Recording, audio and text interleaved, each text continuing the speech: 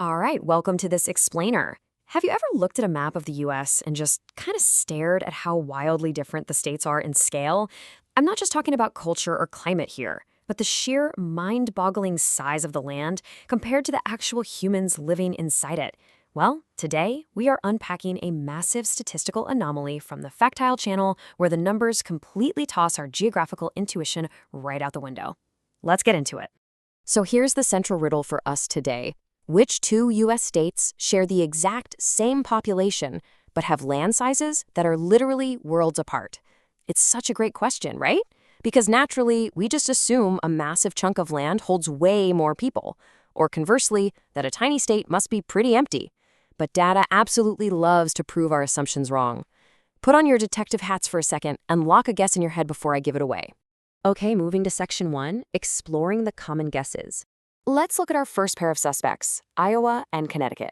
A lot of people, when trying to quickly solve this riddle, jump straight to this pairing. And, it makes total logical sense at first glance. And their populations are indeed super similar. But the land size difference, it just isn't extreme enough. Sure, Iowa is definitely bigger than Connecticut, but it doesn't give us that massive, jaw-dropping contrast we're hunting for today. It's a very good guess for sure, but we've got to cross it off the list. Now, what about Wyoming versus Rhode Island? People guess this all the time because they figure, hey, I need one giant state and one tiny one.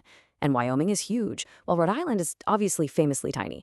So the land size piece of the riddle fits the bill perfectly. But the population parity completely falls flat here. Actually, Wyoming's population is basically half that of Rhode Island. Because Wyoming falls so short on the head count, it breaks the whole pattern. So neither of these pairs takes the top spot. Which brings us to section 2, the staggering reality revealed.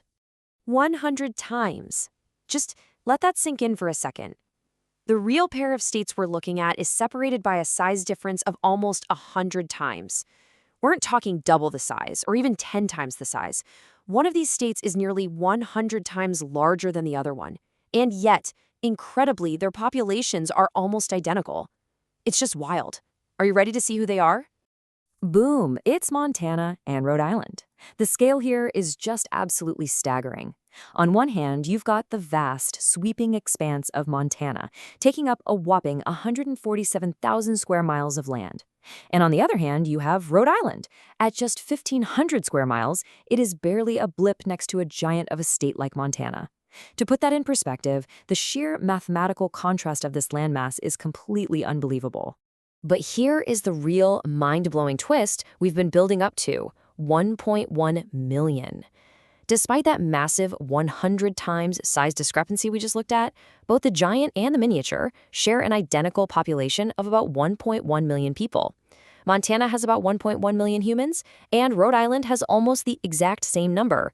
It literally defies the visual logic of drawing borders on a map. So here is your ultimate cocktail party takeaway from this explainer. You have 1.1 million people spread all the way across a massive 147,000 square miles in Montana. And on the exact flip side, you have that exact same number of people, 1.1 million, packed tightly into just 1,500 square miles in Rhode Island. It is the ultimate study in population density, coming straight from this fascinating quirk in our state borders.